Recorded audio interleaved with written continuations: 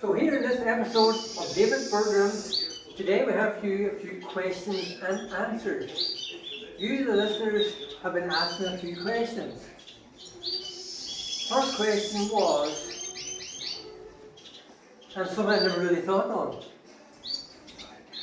Why do you number your cages 1, 2, 3, 4 up and down rather than number the cages across the way? Well, good question indeed. For breeding purposes, I numbered the cages, breeding cage 1, 2, 3 and 4.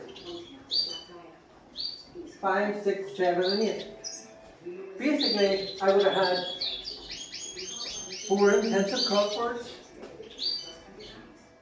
down here, probably 4 non-intensive cockbirds, maybe 4 intensive reds, or 4 Isabels, or something like that. And it was easier for me just to work on a 1, 2, 3 and 4, rather than having all my breeding cages going. If I had to go across the way, all my breeding would go right across, would go across about 12, and it's just too hard to keep a count of. But on saying that, each individual cage, when I go to take them down to clean them, all the cage fronts are all numbered, and I do have them all numbered 1, 2, 3, 4, 5, 6 across the way.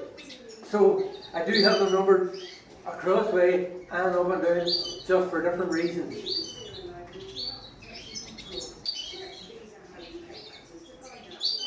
The next question was referring back to one of the other videos, when I think it maybe been a young suskin or a young red, I had said I had revived a young bird. I brought it back to life. And the question was, what did I mean by reviving? How did I go about reviving or bringing a bird back to life? Well, what actually happens, there's accidents in the cages. A young bird could get kicked in the nest by accident or whatever, lies in the bottom of the cage, stone cold, visually dead, really cold, it is dead. But you know something, what I do, you actually get that little bird, put it in the cup of your hand, like so, and then I blow until I start feeling movement. And you keep blowing hot air into the palm of my hand. You will then, if the bird is still alive, you will feel movement. And you just keep blowing until that young bird revives. When you have that baby bird in your hand and it's cold and lifeless, that doesn't mean it's dead. You can blow it till it gets warm. Now, if the baby bird in your hand is warm and lifeless, you know then it is dead. So, really, going back, what I do to revive young birds, get the young birds and blow it until it heats up. Once it starts moving, I know it's still alive. Thank you for your question. Now what we're going to do, I have another question, and it is in Davidsbirdroom outdoor aviaries. So we'll go out there now and we'll give you that other question. See you out there. So here we are in Davidsbirdroom outdoor aviary. One of the questions from yourselves by a viewer who had noticed the blue trays on the floors of the bottom of the cages.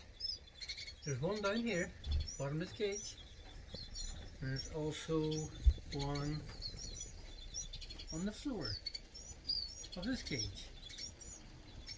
Well, basically there's just cat litter trays full of sawdust. Those are placed just directly below an nest site. And in the case of an accident of an egg or a young bird falling out and onto the ground, it will be safely caught in the tray. And if I miss it, keeps it warm until I find it and rescue it. That's the reason for the blue trays and flight cages. Good question. So thank you all for coming back in to Davidsbirdroom. Any further questions, just give me a wee shout. I'll try and answer them the best I can. But for now, stay well, and I'll see you all again very soon with more updates on Davidsbirdroom.